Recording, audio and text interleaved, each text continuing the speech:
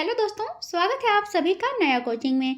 आज की क्लास में हम लोग देखेंगे चंद्रगुप्त प्रथम की उपलब्धियों का वर्णन कीजिए। तो देखिए, ये जो क्वेश्चन है ना, वो बहुत ही इम्पोर्टेंट क्वेश्चन है। ये जो क्वेश्चन है वो सिर्फ सेमेस्टर के एग्जाम में नहीं पूछा जाता है, बल्कि ये सभी एग्जामों में पूछा जाता है। ये most important and repeated question है, ठीक है। तो चलिए इस क्वेश्चन का आंसर हम लोग देखते हैं। तो सबसे पहले हम लोग इसका परिचय देखेंगे, ठीक है। तो देखिए, चंद्रगुप्त प्रथम ये गुप्त साम्राज्य के तीसरे शासक थे और इन्हें गुप्त वंश के वास्तविक संस्थापक के रूप में जाना जाता है। देखिए, तीसरा शासक इन्हें इसीलिए कहा जाता है कि गुप्त वंश के जो प्रथम शासक थे वो श्री गुप्त थे, जिन्होंने गुप्त साम्राज्य की स्थापना किया था। और दूसरा चंद्रगुप्त प्रथम के पिता घटोत्कच थे, ठीक है। और तीसरा चंद्रगुप्त प्रथम थे। तो देखिए, जो श्रीगुप्त जो थे वो गुप्त वंश के भले ही संस्थापक थे, ठीक है, उन्होंने ही स्थापना किया था गुप्त साम्राज्य का। लेकिन अगर वास्तविक संस्थापक पूछा जाए तो चंद्रगुप्त प्रथम होगा, ठीक है। तो ये यहाँ तक समझ गए।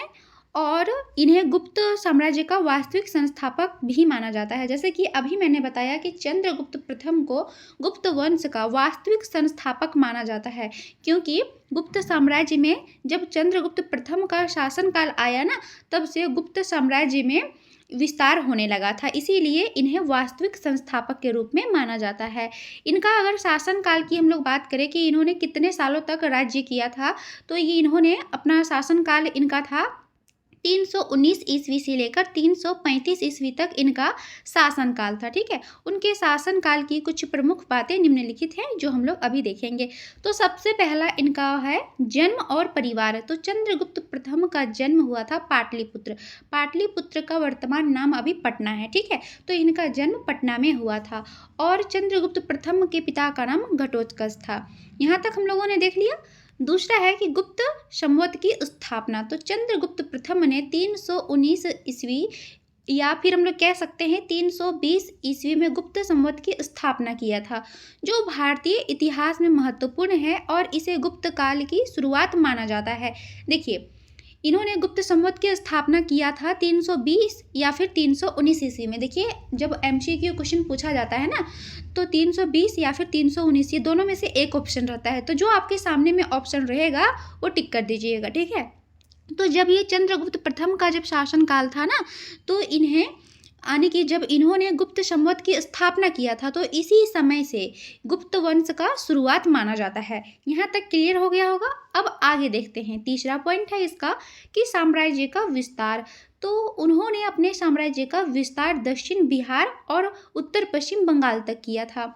अगर पूछा जाए कि ये जो चंद्रगुप्त प्रथम जो थे, इन्होंने अपना साम्राज्य को कहाँ से कहाँ तक फैलाया था, इन्होंने दक्षिण बिहार तक अपना साम्राज्य को फैलाया था और उत्तर पश्चिम बंगाल तक इन्होंने अपने साम्राज्य को फैलाया था। और फिर प्रयाग, साकेत और मगध को अपने साम्राज्य में इन्होंने शामिल कर लिया था। तो इन्होंने इतने जगहों पे अपने साम्राज्य का विस्तार किया था गुप्त वंश का, ठीक है। आगे देखते हैं हम लोग नेक्स्ट पॉइंट है कि स्वर्ण मुद्राओं का प्रचलन।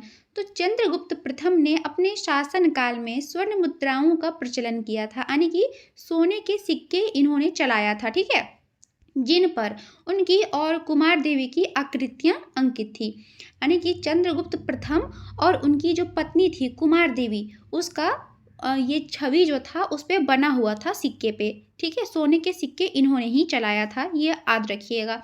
ऐसा भी पूछा जा सकता है कि जो चंद्रगुप्त प्रथम ने जो स्वर्ण सिक्का चलाया था उसमें किसकी छवि अंकित थी। तो कुमार देवी और चंद्रगुप्त प्रथम की छवि उसमें बना हुआ था। ये इन दोनों पति पत्नी का उसमें छवि बना हुआ था, ठीक है।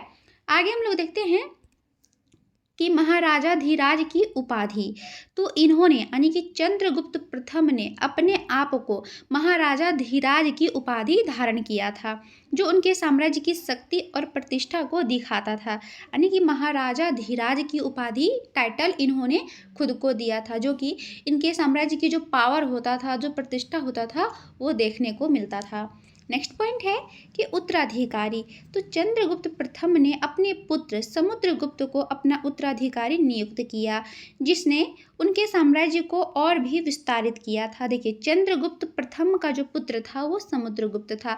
ये भी समुद्रगुप्त से जो रिलेटेड क्वेश्चन आता है वो बहुत ही इंपॉर्टेंट रहता है। इसका मैंने वीडियो बना दिया है, आप लोग जाके प्लेलिस्ट में चेक कर लीजिएगा, ठीक है। तो इनका पुत्र जो था वो समुद्रगुप्त था और यही अगला शासक बना था चंद्रगुप्त प्रथम के बाद। आगे हम लोग देखते हैं कि चंद्रगुप्त प्रथम का शासनकाल गुप्त साम्राज्य के लिए एक महत्वपूर्ण युग था जिसने भारतीय इतिहास में एक नई दिशा दी थी। उनके शासनकाल में कला, संस्कृति और विज्ञान का भी काफ़ी ज़्यादा विकास हुआ था।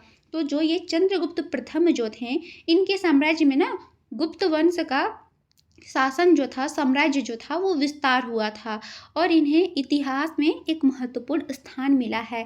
चंद्रगुप्त प्रथम के शासनकाल में कला के क्षेत्र में, संस्कृति के क्षेत्र में, विज्ञान के क्षेत्र में, हर एक क्षेत्र में विकास हुआ था। तो यहाँ तक हम लोगों ने देख लिया। अब हम लोग देखते हैं जो मेन क्वेश्चन में पूछा गया है, चंद्रगुप्त प्रथम की उपलब्धियाँ। ठीक है, तो पहला इसका उपलब्धियाँ है, चंद्रगुप्त प्रथम गुप्त वंश के संस्थापक थे और गुप्त साम्राज्य के पहले स्वतंत्र और शक्तिशाली राजा थे। भले ही गुप्त वंश की जो स्थापना किया था वो श्री गुप्त ने किया था, लेकिन वास्तविक संस्थापक जो थे वो चंद्रगुप्त प्रथम थे, क्योंकि जब गुप्त वंश की स्थापना किया था श्री गुप्त ने तो उस समय साम्राज्य का विस्तार विकास नहीं हुआ था। जब चंद्रगुप्त प्रथम का जब शासन काल आया ना, तब से गुप्त वंश जो था वो दिन गुनी रात चौगनी कर रही थी। यहाँ तक समझ में आ गया होगा। दूसरा इसका, उन्होंने भारतीय इतिहास और संस्कृति को आकार देने में मदद किया था, यानी कि इन्होंने जिस प्रकार से अपना काम किया था ना, तो उस हिसाब से भारतीय इतिहास में चंद्रगुप्त के बारे में अभी भी एग्जाम में क्वेश्चन देखने को सुनने को मिलता है। इन्होंने अपने सांस्कृतिक विकास को भी बढ़ावा दिया था। आगे देखते हैं कि फिर उन्होंने बाद में भारत के स्वर्ण युग की नींव रखी थी। तो चंद्रगुप्त प्रथम ने भारत का स्वर्ण युग की इन्होंने नींव रखी थी। उन्होंने लिच्छवी राजकुमारी कुमार देवी से विवाह किया था। देखिए, इनकी जो पत्नी थी ना कुमार देवी, ये कहाँ की रानी थी? ये लिच्छवी की राजकुमारी थी। ठीक है, और इन्होंने जब उससे विवाह कर लिया था तो जो लिच्छवी जो था ना, लिच्छवी साम्राज्य जो था वो ये चंद्रगुप्त प्रथम के शासन में आ गया था। तो इस विवाह से उन्हें राजनीतिक वैधता के साथ साथ क्षेत्रीय लाभ और संसाधन भी मिला था। देखिए, जब चंद्रगुप्त प्रथम ने कुमार देवी से विवाह कर लिया था तो इनके अंदर में एक और साम्राज्य आ गया था, वो था लिच्छवी, जो लिच्छवी इनका ससुराल बन चुका था। ठीक है, उन्होंने नई सिक्के प्रणाली की शुरुआत किया था चंद्रगुप्त प्रथम ने। और नेक्स्ट उपलब्धियां हैं कि उन्होंने अपने शासन में गुप्त साम्राज्य में एक सांस्कृतिक पुनर्जागरण शुरू किया था, यानी कि अपनी संस्कृति जो धीरे धीरे लुप्त हो रही थी उसे पुनः जगाने के लिए प्रयास किया था। नेक्स्ट उपलब्धियां हैं कि उन्होंने कौशाम्बी और कौशल के महाराजाओं को जीतकर अपने राज्य में मिला लिया था, यानी कि जो कौशाम्बी जो साम्राज्य था ये सब जीतकर इन्होंने अपने साम्राज्य में मिला लिया था चंद्रगुप्त प्रथम ने। नेक्स्ट उपलब्धियां हैं कि उन्होंने साम्राज्य की राजधानी पाटलिपुत्र में स्थापित किया था। जो गुप्त वंश की जो राजधानी था ना वो पाटलिपुत्र था, इसका पाटलिपुत्र का नाम अभी वर्तमान में पटना है। चंद्रगुप्त ने समुद्रगुप्त को अपना उत्तराधिकारी नियुक्त किया था, क्योंकि समुद्रगुप्त चंद्रगुप्त का पुत्र था, इसीलिए इन्होंने अगला शासक समुद्रगुप्त को बनाया था। नेक्स्ट है कि उन्होंने महाराजा धीराज की उपाधि धारण किया था। नेक्स्ट है कि उन्होंने हिंदू धर्म के संरक्षक के रूप में काम किया, लेकिन उन्होंने अन्य धर्मों का भी दमन नहीं किया था। देखिए, चंद्रगुप्त प्रथम ने हिंदू धर्म को माना, उसको संरक्षण दिया, लेकिन हिंदू धर्म के साथ साथ जो अन्य धर्म के जो लोग था उसके साथ दुर्व्यवहार नहीं किया, उन लोगों को भी अपना अपना धर्म मानने का अधिकार दिया। और चंद्रगुप्त प्रथम ने गुप्त संवत की स्थापना किया था। तो ये हो गया इनकी उपलब्धियां। तो देखिए, आप लोग वीडियो को लाइक जरूर कर दीजिएगा और चैनल पे अगर नए होंगे तो चैनल को सब्सक्राइब जरूर कर दीजिएगा। और वीडियो कैसा लगता है कमेंट करके जरूर बताइएगा। मिलते हैं नेक्स्ट वीडियो में, तब तक के लिए जय हिंद।